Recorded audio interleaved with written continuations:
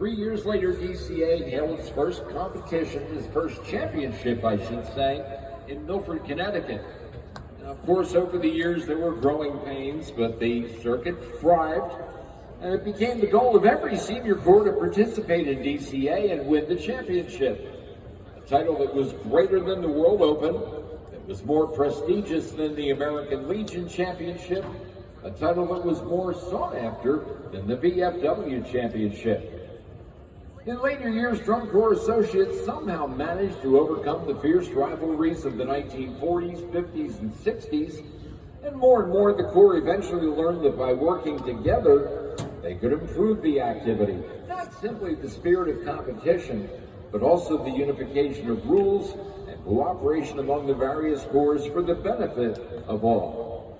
And what wonderful years, great performances, and outstanding championships of which we were all a part as organizers, performers, and spectators, don't you think? Yeah. In 1971, the Junior Corps were also facing trouble with contest sponsors, organizers, sponsoring organizations such as the Legion and VFW, and even with the Corps' recording contracts. Record albums were so important to us back in the day.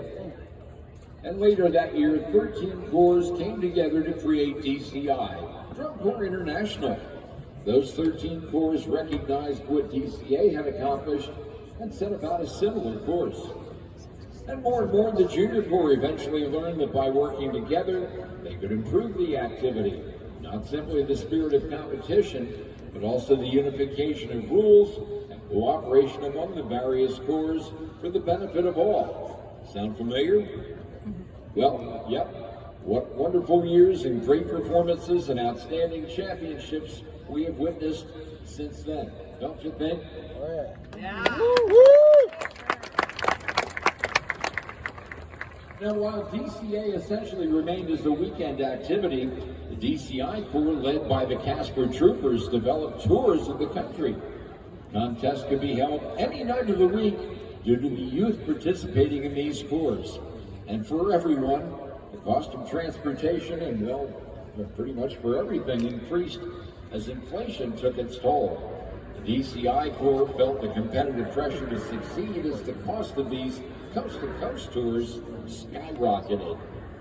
Yet somehow DCA and DCI managed to survive, and yes, many corps in both organizations sadly went by the wayside. We remember them all. But as a result of the COVID-19 pandemic, changes in the activity accelerated. DCA went with virtual contests, and DCI had to cancel their entire contest season.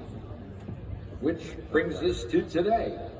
And as you know, DCA and DCI have entered into a partnership which is believed will sustain the activity for years to come.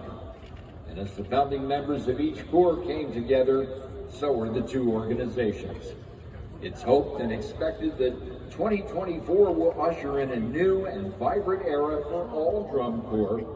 DCA will continue to exist and perhaps attract new corps. Would you have imagined maybe 15 years ago having 3 corps from Ohio?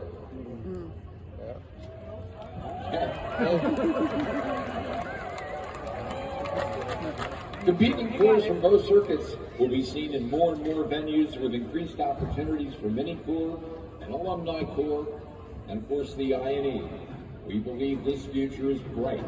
Yet sadly, this may be the last DCA championship on Labor Day weekend, but ponder the idea of contests returning to perhaps Memorial Day weekend.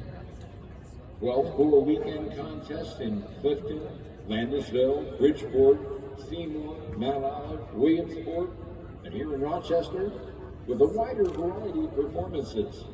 This is the goal of the new DCA-DCI agreement. Thank you very much.